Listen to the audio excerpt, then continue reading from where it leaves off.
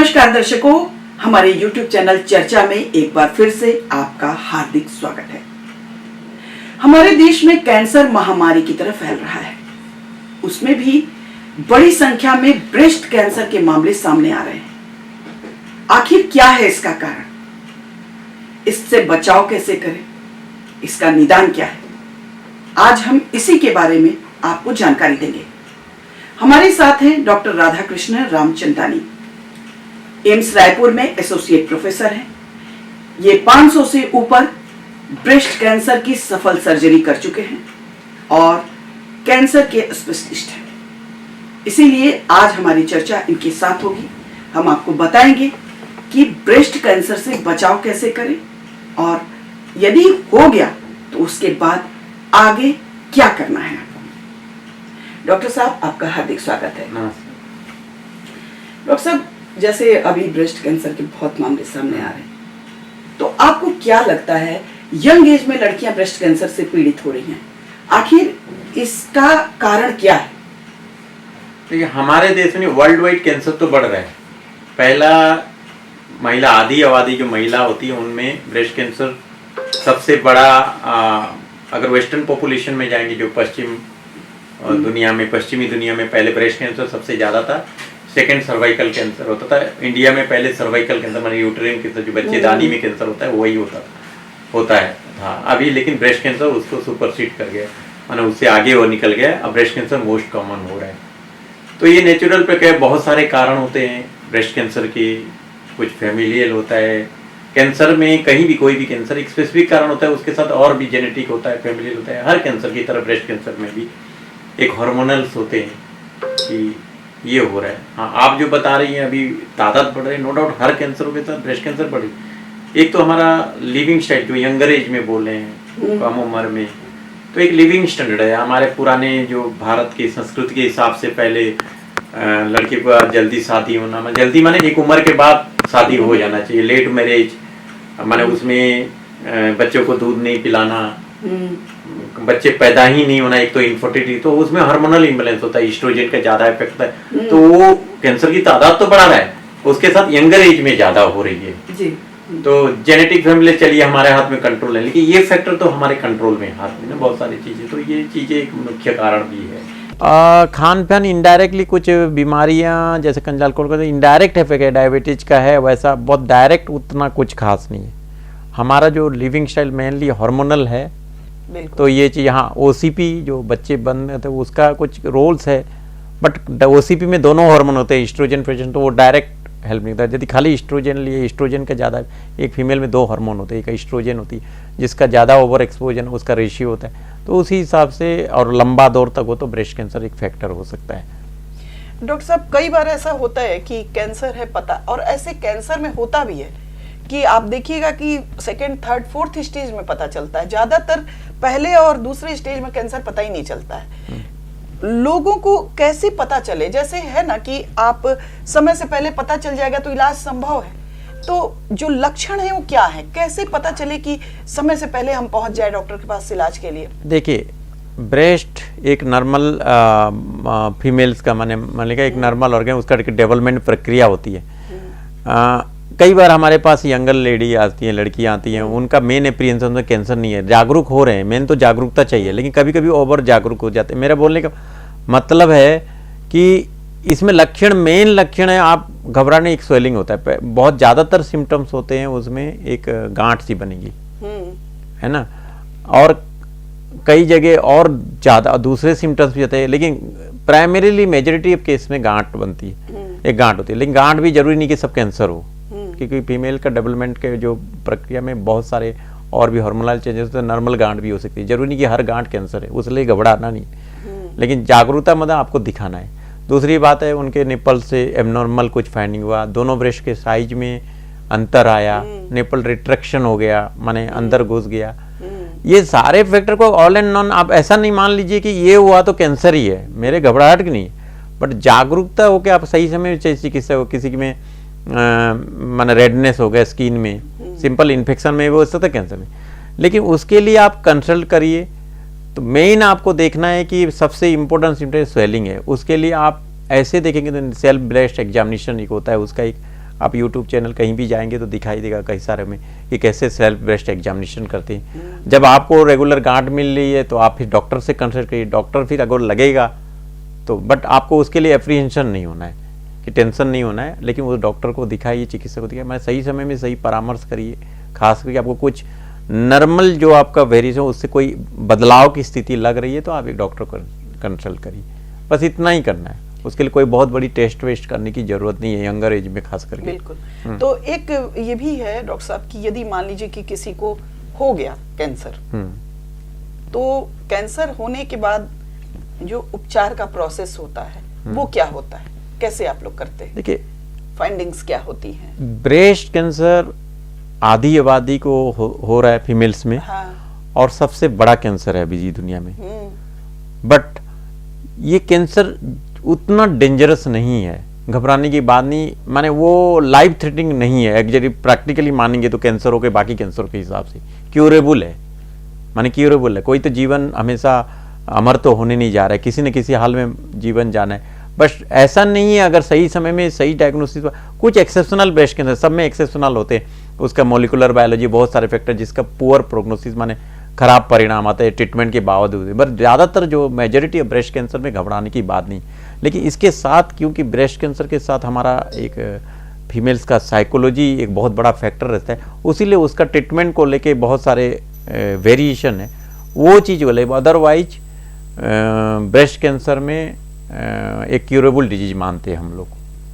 हाँ। Medical science के हिसाब से अगर सही समय में सही जानकारी लिए तो ट्रीटमेंट उसका सर्जरी ही निदान है या फिर कुछ और भी दवाओं से भी ठीक हो सकता है? देखिए, कोई भी कैंसर ट्रीटमेंट में एक सर्जिकल पार्ट होता है, एक आपका मेडिकल ऑन्कोलॉजी बोलते हैं जो मेडिसिन और केमोथेरापी बोलते हैं, हार्मोनल थेरापी केमोथेरापी है, और एक होता है रेडियोथेरापी लाइट। कोई भी कैंसर माने पूरा बॉडी का कोई भी कैंसर, हाँ।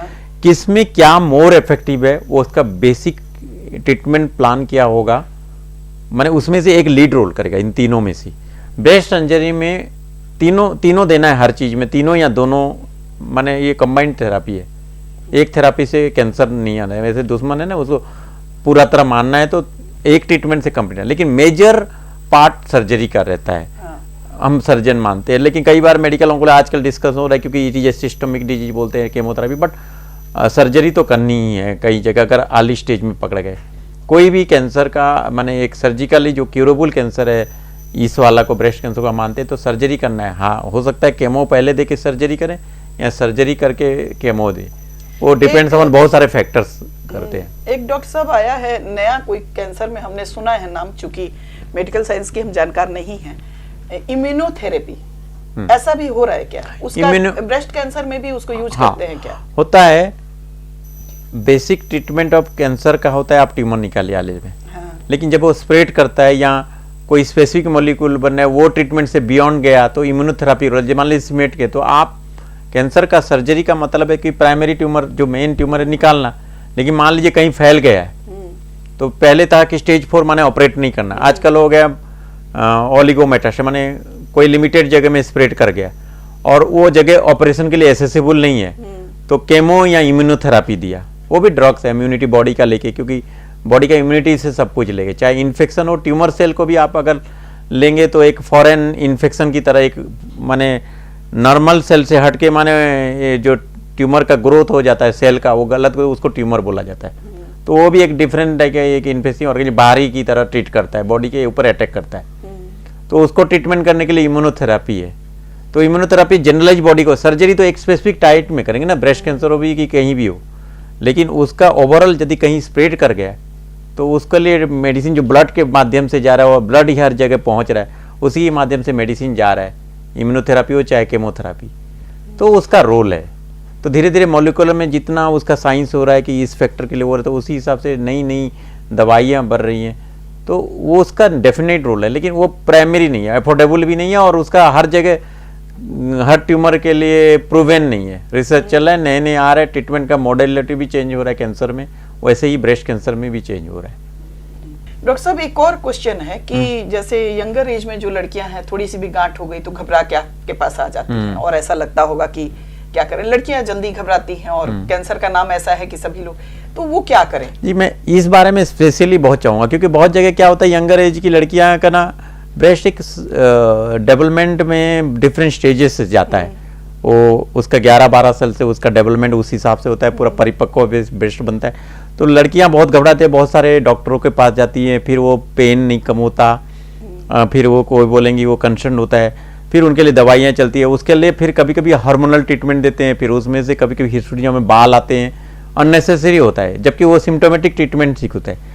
मेन इसके चोल में है कि उनको ये साइकोलॉजिकली काउंसलिंग होनी चाहिए। मुझे लगता है यंगर लेडी, ज़्यादातर लड़कियां जब ब्रेस्ट कैंसर में, जैसे हम लोग डिस्कस किए, तो लोगों में एक भय सा वातावरण कि कहीं मेरे को कैंसर नहीं। तो आप अगर साइकोलॉजी खाली यही चीज़ उसको एश्योर करें कि ये आपको कैंसर नहीं है। यंगर एज माने 15-16 में कैंसर बहुत रेयर मिलता है, और कैंसर का फीचर जो माने आपको बहुत सारे टेस्ट करने की भी जरूरत नहीं है, बहुत इजीली डायग्नोसिस होता है। नहीं है और स्वेलिंग है, गांठ है, ये नॉर्मल गांठ होते रहती है, बॉडी में कोई चीज है तो होता है, उसको लेके आप इतना माने एप्रीहेंशन नहीं होना है। तो आप अगर एश्योर करेंगे कि ये गांठ कैंसर किसी भी हालत में नहीं है, जो फाइब्रोएडिनोमा एक कॉमन नॉर्मल गांठ हर लड़कियों को होती है, अच्छा उसको रिमूव भी करना है चाहे तो करें, नहीं भी करें तो कभी कैंसर नहीं होता ज्यादातर के। तो आपको मेनली कॉस्मेटिक इशू है, अगर रिमूव करना चाहिए तो उस केस में खाली उस लड़कियों को, यंगर लड़कियां 12, 15, 18, 20 साल वाले को, उनको बोले एश्योर करके आप कैंसर ये होना ही नहीं है फाइब्रोएडिनोमा में, तो वो दोबारा वो सिम्टम लेके आएंगी नहीं, आपको अननेसेसरी दवाई देने की भी जरूरत नहीं, जो कि सिंपल मेडिसिन में क्योर हो जाता है। बट वो बहुत बार हमारा मेडिकल साइंस में बहुत लोग आते हैं तो 5 बार दौड़ते हैं, तो एक दवाई नहीं ठीक हुई, भी दूसरी, फिर लास्ट में हार्मोनल देते हैं। ऐसे ही शारीरिक हार्मोन तो चेंज होते रहते हैं। तो मुझे लगता है हम चिकित्सकों को भी अवॉइड करना चाहिए, ज़्यादा दिन काउंसलिंग करना चाहिए उनको, तो बहुत सारी चीज़ें बच जाए, क्योंकि वो देश के यंगर जेनरेशन, वो भी फीमेल्स हैं, हमारी शक्ति का प्रतीक है वो लोग का, उन लोग में जो एप्रीहेंशन होता है ना वो बहुत बड़ा होता है। तो मेरे को लगता है जितना ब्रेस्ट दिखाने आते हैं यंग लड़कियां, उनका मेन एप्रीहेंशन कंसर्न रहता है कहीं कैंसर तो नहीं है। बिल्कुल बिल्कुल। एक लास्ट क्वेश्चन है डॉक्टर साहब कि अभी नवजोत सिंह सिद्धू हैं, उनकी वाइफ को कैंसर हुआ था और उन्होंने एक प्रेस कॉन्फ्रेंस करके बताया कि देसी इलाज के जरिए उनको बहुत फायदा हुआ। हालांकि उनका मेडिकल ट्रीटमेंट भी चला, लेकिन उन्होंने कहा कि जो देसी दवाएं चली उससे उनको बहुत बेटर रिजल्ट्स मिले। तो आपको क्या लगता है कि ऐसा हो सकता है क्या कि कैंसर के मामलों में जो नेचुरल पद्धति है, देसी इलाज है, वो भी कारगर हो सकता है? शायद सिद्धू जी की वाइफ डॉक्टर है मेरे ख्याल से, हाँ। अगर वो बोल नहीं तो कोई चीज़ है, लेकिन मैं ना हम एक तरफा बात नहीं करूँगा, माने मैं बोल रहा हूँ हम वर्तमान युग में एक मॉडर्न साइंस है। अब हम मेडिकल साइंस, एलोपैथी, आयुर्वेदिक में डिवाइड नहीं कर सकते, मॉडर्न साइंस है। अब तब एक दवाइयाँ चलती थी, अब एक नेचुरल लाइफस्टाइल है चलता, माने उस टाइम उस तरह चलते थे, आजकल उसके साथ मशीनें जोड़ दी। तब वैद्य लोग पल्स दे के डायग्नोसिस बनाते थे, आज उस टाइप का एक्सपीरियंस नहीं है, लेकिन उसकी जगह स्टेथोस्कोप आ गया, सीटी स्कैन हो गया, ये मशीनें आ गई, बहुत सारी चीज़ें, सबका अपना अपना उपयोग है। लेकिन वर्तमान साइंस एविडेंस के बेस पे चलता है, रिसर्च पे बेस पे चलता है। अंग्रेजों ने रिसर्च किया, कोई चीज़ों को अच्छी चीज़ें ली, तभी एक साइंस बनी, बहुत लोगों ने डिस्कस हुआ, एस्टैब्लिश हुआ, प्रोटोकॉल बना, तभी बना। अगर कैंसर ट्रीटमेंट मैं करने जाऊँ तो मेरा प्रोटोकॉल नहीं चलेगा, वर्ल्ड वाइड एक्सेप्टेड होगा, तभी गाइडलाइंस बनेगा और वो करेगा। तो उसके साथ अगर आयुर्वेदिक है, हमारा कोई देसी उपाय हो जिसमें घाटा नहीं है, जोड़ देने में नहीं है, उसका फायदा भी दे सकता है 100%, लेकिन मेन ट्रीटमेंट हट के आपको उसको खाली करेंगे तो वो पेशेंट के लिए अच्छा नहीं रहेगा, क्योंकि कैंसर एक ऐसी बीमारी, अगर उसको ग्रोथ को नहीं रोके तो पेशेंट की जान का खतरा हो सकता है। दूसरी बात है वो ऐड करेगा, लगता है अगर कोई घाटा नहीं, कोई मेटालिक सब एलिमेंट्स नहीं है उस दवाई में, नुस्खे में, जैसे गोल्ड बोलते हैं, कभी कोई किडनी को पेटे, तो बुराई नहीं है लेने में। और उसका अगर वो बोलने फायदा दिया, हो सकता है वो त्वरित प्रक्रिया में उसके क्योर में, क्योंकि इम्यूनिटी ये नेचुरल चीज़ें बढ़ाती भी हैं, और इम्यूनिटी को लेके कैंसर का सारे इम्यूनोथेरापी ट्रीटमेंट आजकल चल रहे हैं, तो बुरा, लेकिन उसको एस्टैब्लिश करना होगा। एक सिंगल एविडेंस में, सिंगल एक आदमी का ऑब्जर्वेशन में आप उसको प्रोटोकॉल में नहीं चाहिए। तो मैं उसको कंप्लीटली डिनाई नहीं कर रहा हूँ, लेकिन उसके लिए एस्टैब्लिश करना पड़ेगा, आपको रिसर्च करनी होगी और लंबे प्लेटफॉर्म मिलेगा, और एक जन बोलने से भी नहीं होगा, बहुत सारे लोगों में देखना होगा। जी जी जी बिल्कुल। तो डॉक्टर साहब बहुत अच्छी चर्चा रही, और मेरे ख्याल से जो लोग भी ब्रेस्ट कैंसर से पीड़ित हैं या जिनको संदेह है कि उन्हें ब्रेस्ट कैंसर हो सकता है, उनको इस चर्चा से काफ़ी लाभ मिलेगा। वैसे लोगों को भी लाभ मिलेगा जो भ्रांतियों से ग्रसित रहते हैं। बहुत सारे लोगों की भ्रांतियों का भी निवारण हुआ होगा। तो दर्शकों, हमारी ये चर्चा आपको कैसी लगी, अपनी प्रतिक्रिया से जरूर अवगत कराएं। हमारे चैनल को लाइक करें, सब्सक्राइब करें और शेयर करें। नमस्कार।